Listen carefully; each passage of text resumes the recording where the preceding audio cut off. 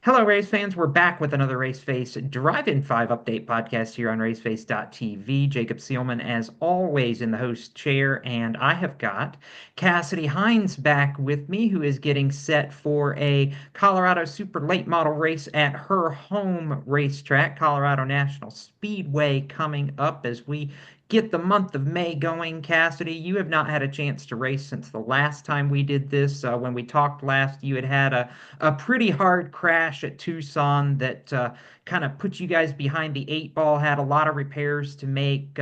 Why don't you update us real quick? I know you said you just got the car back. How do the repairs look? And are you feeling a little optimism back, getting ready to go in front of your home crowd this weekend? Yeah, I'm really excited to be back in the car. It's been a while.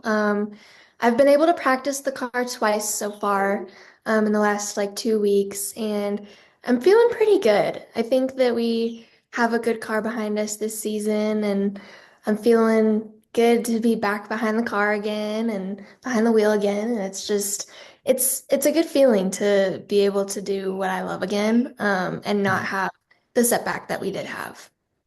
So just to clarify for me, the practices that you've had, was that at CNS or was that elsewhere? Yeah, they were both at CNS. Okay. The first day was a tech day, and we just ran like 5 laps just to Mhm. get back in the car. And then we did a whole day last weekend. So it was really good to be back in the car long term and not For just a couple sure. laps.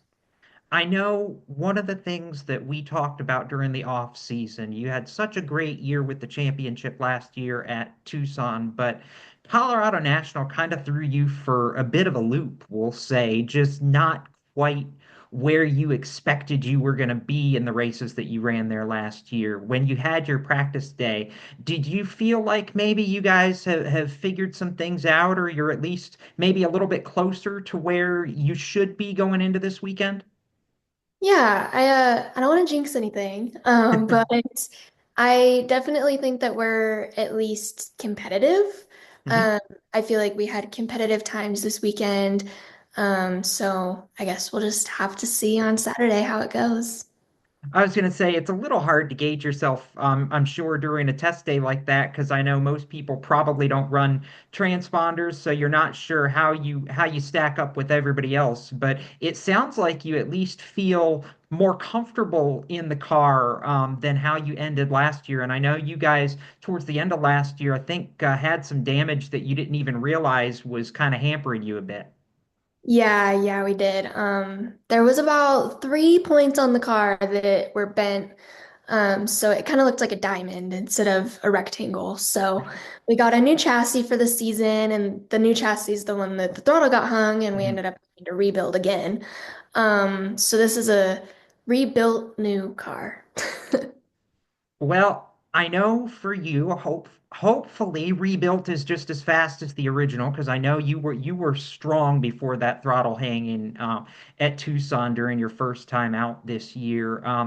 It, is this one of those weekends where you go into it kind of with an open mind? Maybe, one of those where I know you always want to set a goal to win the race, but kind of, you don't necessarily look at that bar too high because you don't want to overset your expectations in a way.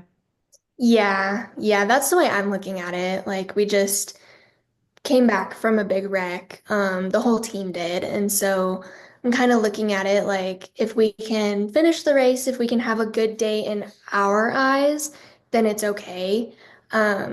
Obviously, I want to do good, but I Mhm. also know to keep the expectations a little lower just to so I don't give my hopes up for the season. Because if you go into the first race and you have like these really high expectations and then you like perform down here, get like a little bit below, it's like, oh well, that sucks. So Mhm. I I want to keep my optimism high, but I don't want to For like go sure. and be like, yeah, I'm gonna win the race. Hey, and you know what? If you go out and find out, hey, we've really got something here, then it's all the more added confidence afterwards. Exactly. So Real quick, I do want to touch on and give you some early congratulations away from the racetrack. I know you are just finishing up your school year for college and actually getting ready to graduate, which is super exciting for you. For the fans that maybe don't know, just touch on for a second what your degree is going to be in, and I'm sure you've got to be excited to be right about at the finish line for this chapter. Yeah, I'm so excited. I'm mentally just drained from school right now. These last couple weeks, I've been kind of just chugging along, but I am getting my bachelor's degree, Bachelor's of Science in Nutrition and Dietetics. And then I'm going to enter the master's program to get my Master's of Science in Nutrition and Dietetics. So that'll be about another year. And Mhm. then I'll have an internship. And then I can sit for the exam and then I can have a job. It's funny to me because you sound just like I did. I'm drained from school, but yet I've still got more school that I'm gonna do. Exactly, exactly. The way that I think about it is like I'm taking the summer off, so I'll have Mhm. at least a couple months to recuperate before I start the master's program. And then once I start the master's program, it's like it's going to be a whole new chapter, so it'll be For sure. completely different schooling. That's the way I look at it. I mean, I think it's my brain's way of like keeping me from getting burnt out too fast. Yeah, absolutely. And part of your summer vacation includes a visit to those islands in the Pacific known as Hawaii. I'm a little bit jealous because that's always been a bucket list place that I want to travel someday, but I know for you that's going to be a really cool experience. Yes, I'm so excited. It's one of my bucket list places to visit too. I've wanted to visit it for years, a long time. So I'm super excited to be able to go there for a week after I graduate and then come back and do the race season.